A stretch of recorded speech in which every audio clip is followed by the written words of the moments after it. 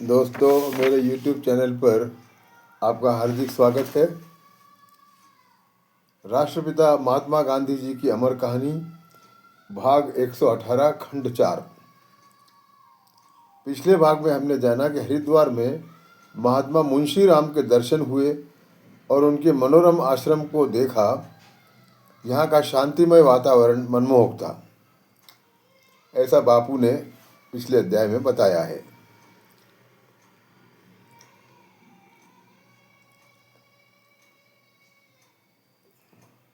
यही बापू कहते हैं, यही मेरी रामदेव जी से मुलाकात हुई। उनके और मेरे मतों में भिन्नता होकर भी हमारे स्नेह संबंध बने। अब यहाँ रामदेव जो हैं, ये पतंजलि वाले जो अभी रामदेव गुरु हैं, ये वो रामदेव नहीं है, ये कोई और है। और आश्रम में मुझे बहुत प्रेम मिला और शिक्षकों से औद्योगिक शिक्षण के बारे में भी चर्चा हुई।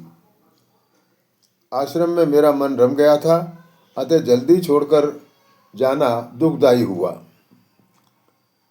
इसके साथ ही हरिद्वार में बहुत से सन्यासियों से भी चर्चा हुई। मेरे बदन पर जनेऊ और सिर पर चोटी न देखकर उन्होंने नाराजगी जताई, क्योंकि किसी भी हिंदू के लिए यह दोनों धारण करना आवश्यक था। इस बारे में बापू ने सविस्तर अपना पक्ष रखा है। इसके साथ ही वे लक्ष्मण झूला भी देखने गए। वहाँ के प्राकृतिक सौंदर्य के बारे में आनंद व्यक्त किया, लेकिन लोगों ने जो गंदगी फैला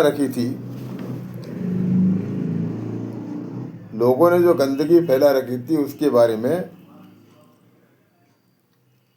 दुख जाहिर किया।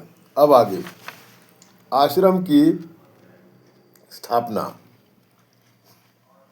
कुंभ मेले में जाना यह हरिद्वार की मेरी दूसरी यात्रा थी, ऐसा बापू लिखते हैं। सत्याग्रह आश्रम की स्थापना 19 मई 1915 के दिन हुई। श्रद्धानंद जी का ऐसा आग्रह था कि मैं हरिद्वार में रहूं। कलकत्ता में अनेक मित्र चाहते थे कि मैं वैद्यनाथ धाम में रहूं, और राजकोट में रहने के लिए भी बहुत से मित्र आग्रही थे। लेकिन अहमदाबाद से आगे जाते समय वहाँ के मित्रों ने अहमदाबाद रहने का आग्रह किया।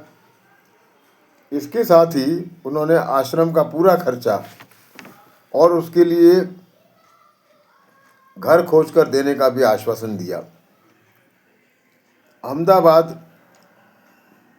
एक समय में बड़ा हथकरघा हैंडलूम केंद्र था, इसलिए चरखे का भी वहाँ प्रचार होगा, और गुजरात की राजधानी होने के कारण वहाँ के धनाढ्य लोगों से आर्थिक मदद भी अधिक मिल सकेगी, ऐसा मेरा मानना था। अहमदाबाद के मित्रों से अस्पृश्यता पर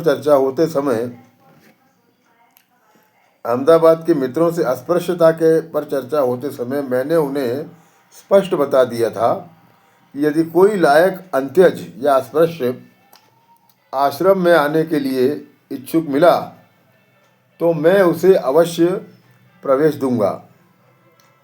आखिर में अहमदाबाद में रहने का निश्चित हुआ। घर की खोज में बड़ी मदद जीवनलाल बैरिस्टर की हुई। उनके कोचर बम के घर को किराए से लेना निश्चित हुआ। अब आश्रम के नामकरण का प्रश्न उपस्थित हुआ। मित्रों के साथ चर्चा में बहुत से नाम आगे आए, जैसे सेवाश्रम, तपोवन। लेकिन मुझे ये दोनों ही नाम नहीं पसंद थे। मैं सत्य शोधक और सत्य का पुजारी था, और जिस तरह दक्षिण अफ्रीका में मैंने सत्याग्रह का आंदोलन चलाया, उसका परिचय मैं यहाँ भारतवर्ष में भी करवाना चाहता था। इसलिए मैंने और मेरे मित्रों ने सत्याग्रह आश्रम नाम पसंद किया।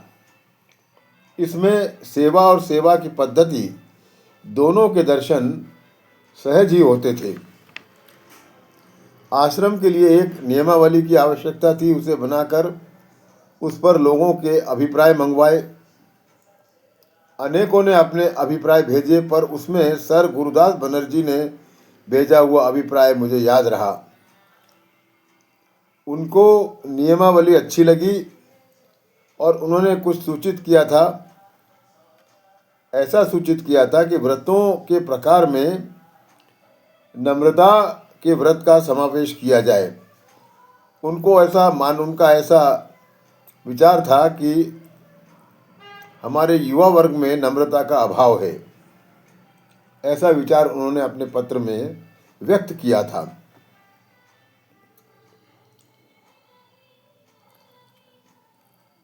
नम्रता का अभाव मुझे भी जगह जगह दिखा, पर उसे व्रत बना देने से नम्रता रहेगी नहीं, ऐसी शंका मुझे थी।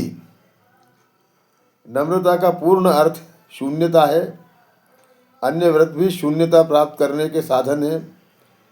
शून्यता मोक्ष की स्थिति है।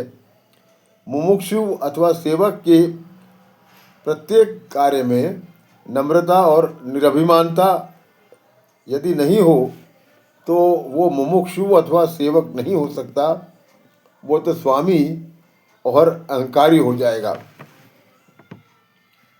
आश्रम में उस समय 13 तामिली थे और मेरे साथ अफ्रीका से 5 तामिली लड़के आए थे।